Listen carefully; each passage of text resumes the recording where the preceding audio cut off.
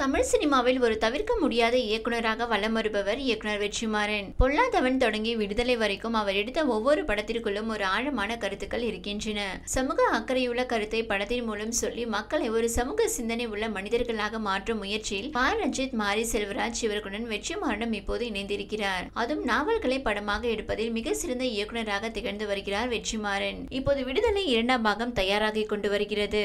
அந்த படத்திற்கு பிறகு சூர்யாவுடன் வாடி வாசல் என்ற திரைப்படத்தில் இணைய இருக்கிறார் வெற்றிமாறன். இந்த நிலையில் இயக்குனர் லிங்குசாமி வெற்றிமாறனை பற்றி ஒரு தகவலை பகிர்ந்திருக்கிறார். அதாவது வெற்றிமாறனை நடிக்க வைக்க பல இயக்குனர்கள் காத்துக் கொண்டிருக்கிறார்கள். ஆனால் வெற்றிமாறன் அதை செய்ய மாட்டார். கூடிய சீக்கிரம் நடிக்க வந்தால் அதுவும் நன்றாக இருக்கும் என கூறினார். மேலும் பொல்லாதவன் படத்தின் போது லிங்குசாமி என் புரொடக்ஷனில் ஒரு படம் எடுக்க வேண்டும் என வெற்றிமாறன் ஒரு ஸ்கிரிப்ட் எடுத்து வந்தார். ஆனால் அந்த நேரத்தில் அதுவும் முடியாமல் போய்விட்டது என கூறினார். ஆனால் இதை லிங்குசாமி மறந்துவிட்டாராம். சமீபத்திய ஒரு சந்திப்பில் வெற்றிமாறன் இதை லிங்குசாமியிடம் கூறி ஞாபகம் படுத்தியிருக்கிறார். அதுவும் இப்போது லிங்குசாமி நிலை என்ன என்பது தமிழ் சினிமாவிற்கே தெரியும். அதனால் வெற்றிமாறன் அவராக முன்வந்து நான் உங்கள் புரொடக்ஷனில் ஒரு படம் எடுத்தால் உங்களுக்கு பயனுள்ளதாக இருக்கும் என நீங்கள் நினைத்தால் கண்டிப்பாக உங்களுக்காக ஒரு படம் நான் எடுத்து தருகிறேன் என கூறியிருக்கிறாராம். இதை குறிப்பிட்டு சொல்லும் போது லிங்குசாமி வெற்றிமாறன் இடத்தில் நான் இருந்தால் கூட இதை நான் சொல்லி இருப்பேனா என எனக்கு தெரியாது.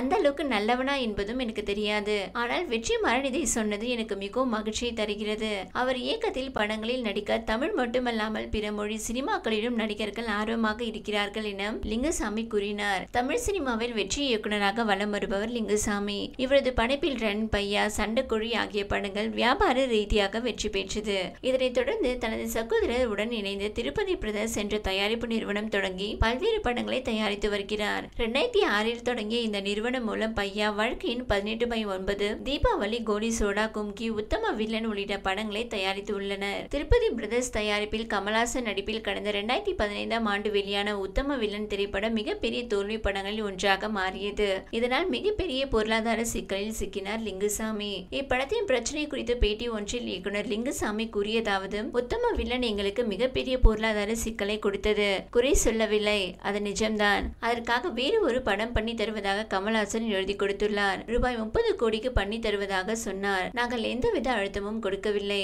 அவர் மீது உள்ள மரியாதையில் அடிக்கடி சென்று கேட்போம். விரும்பிதான் சென்றோம். ஆனால் நாங்கள் கேட்டது வேறு. தேவர் மகன் மாதிரி ஒரு படம் கேட்டோம். ஒரு அருமையான கதை சொன்னார். ஆனால் வாரம் ஒரு முறை அதை மாற்றினார். அவருடைய சிக்கல் அது. எனது சகோதரர் போஸ் திருஷ்யம் ரீமேக் பண்ணலாம் என்றார். ஆனால் கமல் அதற்கு ஒப்புக்கொள்ளவில்லை. அதன் பிறகு உத்தம வில்லன் பண்ணலாம் என்றார். ஆனால் எங்களுக்கு அது பிடிக்கவில்லை. ஒரு கலைஞனாக கமல் போன்று யாரையும் பார்க்க முடியாது.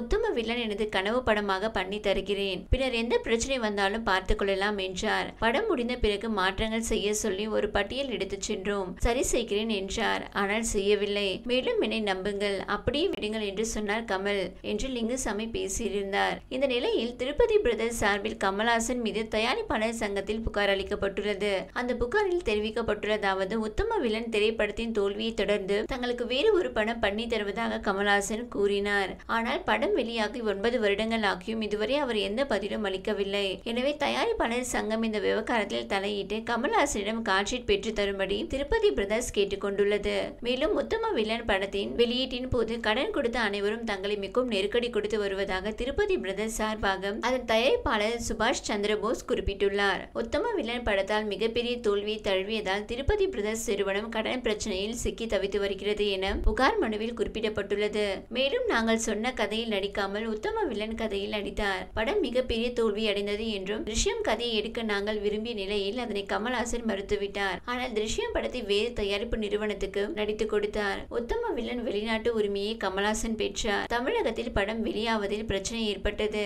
ஆனால் வெளிநாட்டில் படத்தை கமல் ரிலீஸ் செய்துவிட்டார். இதனால் படம் தமிழில் போதிய வரவேற்பு பெறவில்லை என்றும் அந்த கடிதத்தில் குறிப்பிட்டுள்ளனர்.